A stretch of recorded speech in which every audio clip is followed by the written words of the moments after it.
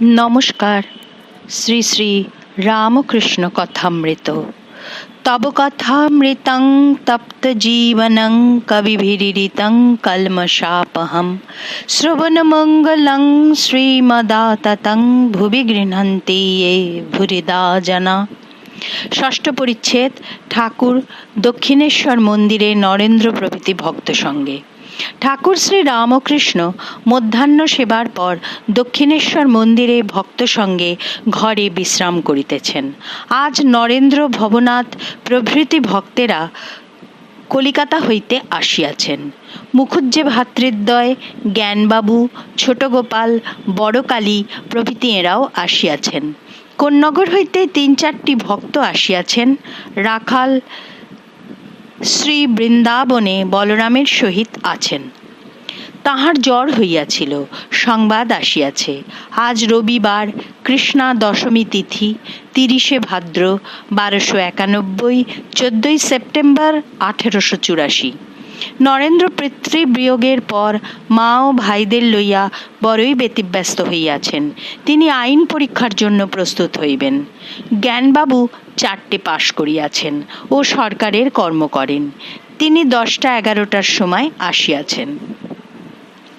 শ্রী রামকৃষ্ণ জ্ঞানবাবু দৃষ্টে, কি গো, হঠাৎ যে জ্ঞানোদয়? জ্ঞান সহাস্যে, আজ্ঞা, অনেক ভাগ্যে জ্ঞানোদয় হয়। শ্রী রামকৃষ্ণ সহাস্যে, তুমি জ্ঞান হয়ে অজ্ঞান কেন? ও বুঝেছি, যেখানে জ্ঞান সেইখানেই অজ্ঞান। বশিষ্ঠদেব অত জ্ঞানী পুত্রশোকে কেঁদেছিলেন, তাই তুমি জ্ঞান অজ্ঞানের পার হও। অজ্ঞান কাঁটা পায়ে ফুটেছে, তুলবার জন্য জ্ঞান কাঁটার দরকার, তারপর তোলা হলে ২ কাঁটাই ফেলে দেয়। এই সংসার ধোকার টাটি। জ্ঞানী বলছে যিনি জ্ঞান অজ্ঞানের পার, তিনি বলছেন মজার কুটি। সে দেখে ঈশ্বরী, জীব, জগৎ, এই চতুর্বিংশতি তত্ত্ব সব হয়েছেন। তাকে লাভ করার পর সংসার করা যেতে পারে, তখন নির্লিপ্ত হতে পারে। ও দেশে ছুতোরদের মেয়েদের দেখেছি, ঢেঁকি নিয়ে চিড়ে কোটে, এক হাতে ধান নাড়ে, এক হাতে ছেলেকে মাই দেয়। আবার খরিদ্দারের সঙ্গে কথাও করছে, তোমার কাছে ২ আনা পাওনা আছে, দাম দিয়ে যেও। কিন্তু তার ১২ আনা মন হাতের উপর, পাছে হাতে ঢেঁকি পড়ে যায়। ১২ আনা মন ঈশ্বরেতে রেখে ৪ আনা লয়ে কাজকর্ম করা। শ্রীযুক্ত পণ্ডিত শশধরের কথা ভক্তদের বলিতেছেন। দেখলাম একঘেয়ে, কেবল শুষ্ক জ্ঞান বিচার নিয়ে আছে। যে নিত্যতে পৌঁছে লীলা নিয়ে থাকে, আবার লীলা থেকে যেতে পারে, তারই পাকা জ্ঞান, পাকা ভক্তি। নারদাদি ব্রহ্মজ্ঞানের পর ভক্তি নিয়েছিলেন, এরই নাম বিজ্ঞান। শুধু শুষ্ক জ্ঞান, ও যেন ভস করে ওঠা তুবড়ি, খানিকটা ফুল কেটে ভস করে ভেঙে যায়। নারদ সুখদেবাদি জ্ঞান যেন ভালো তুবড়ি, খানিকটা ফুল কেটে বন্ধ হয়, আবার নূতন ফুল কাটছে, আবার বন্ধ হয়, আবার নূতন ফুল কাটে।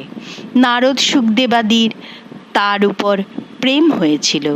প্রেম সচ্চিদানন্দকে ধরবার দড়ি।